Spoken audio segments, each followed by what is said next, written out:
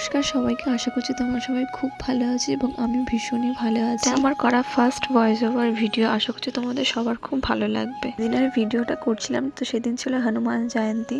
তো অনেক দিন ধরেই ভাবছিলাম যে ঠাকুরগুলো পরিষ্কার করব, আর যেহেতু সামনে নববর্ষ চলে এসছে তাই জন্যই ভাবলাম যে আজকের দিনটাতেই করা যাক। সবার বাড়িতেই প্রায় গোপু থাকে, শুধু গোপুর জন্য না, যে কোনো পিতলের মূর্তি তোমরা এই একই পদ্ধতিতে পরিষ্কার করতে পারো। আশা করছি তোমাদের এই ভিডিওটা দেখে তোমাদের কিছু উপকার হবে। যদি উপকার হয় তো অবশ্যই আমাকে কমেন্ট করে জানিও। প্রথমে আমি একটুখানি তেঁতুল অল্প জলে নিয়ে পুরো গোপুসোনার সারা গায়ে আমি ভালো করে এটাকে লাগিয়ে দিচ্ছি, এবং লাগানোর সময় অবশ্যই মনে রাখবে যে বেশি ঘষাঘষি করবে না, আস্তে আস্তে ঘষাঘষি করবে। আমি এখানে যদিও ভিডিওটা অনেক ফাস্ট করে দিয়েছি, কারণ নাহলে ভিডিওটা অনেকটাই লেন্দি হয়ে যাবে।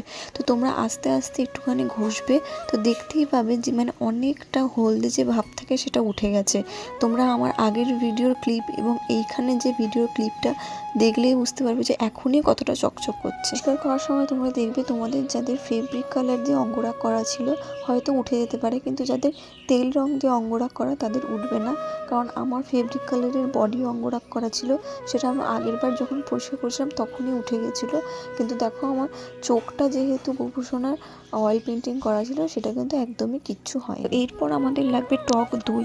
খুবই ঘরোয়া পদ্ধতিতে আমি এটা দেখাচ্ছি, আর এই জিনিসগুলো সবার বাড়িতেই থাকবে, যেটা আমরা এমনিও ইউজ করে থাকি ঠাকুরের জন্য।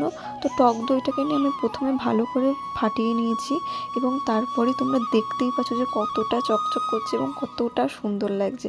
তো সেমভাবে দইটা নিয়েও খুব সুন্দর করে সারা গায়ে আলতো হাতে লাগিয়ে দেবে। হ্যাঁ, আরেকটা কথা, আমি কিন্তু তেঁতুল মাখিয়ে 5 মিনিট রেখেছিলাম, কারণ তেঁতুল মাখিয়ে 5 মিনিট না রাখলে কিন্তু তোমাদের এত সুন্দর চকচকেটা আসবে না।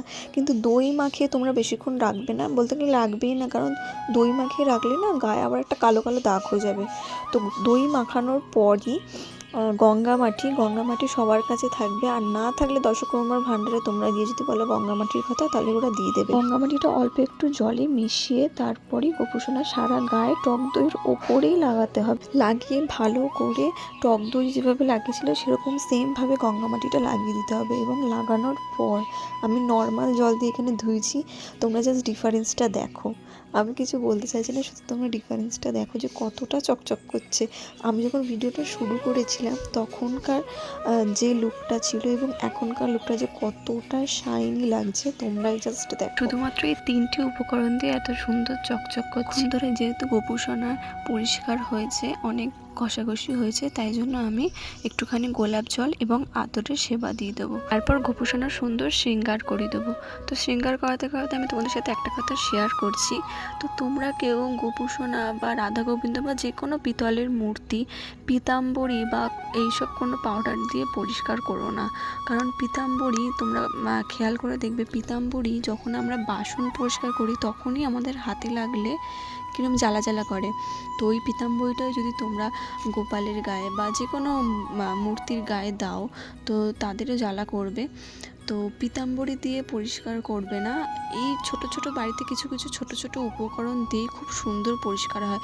তোমাদের কাছে যদি এই 3টে উপকরণ না থাকে, শুধু তোমরা শুধুমাত্র মধু দিয়ে দেখবে পরিষ্কার করলে অনেকটা হলদে ভাব কেটে যায় এবং অনেক সুন্দর লাগে। আশা করছি তোমাদের এই পুরো ভিডিওটা ভীষণ ভালো লেগেছে, এবং তোমরাও তোমাদের বাড়ির গোপুসোনাকে বা যে কোনো পিতলের ঠাকুরকে এরকম সুন্দর চকচকে করে রাখো। অবশ্যই একটা লাইক এবং শেয়ার করে দিও। দেখা হবে আবার একটি নতুন ভিডিওর সাথে। তো সবাই ভালো থেকো। রাধে রাধে।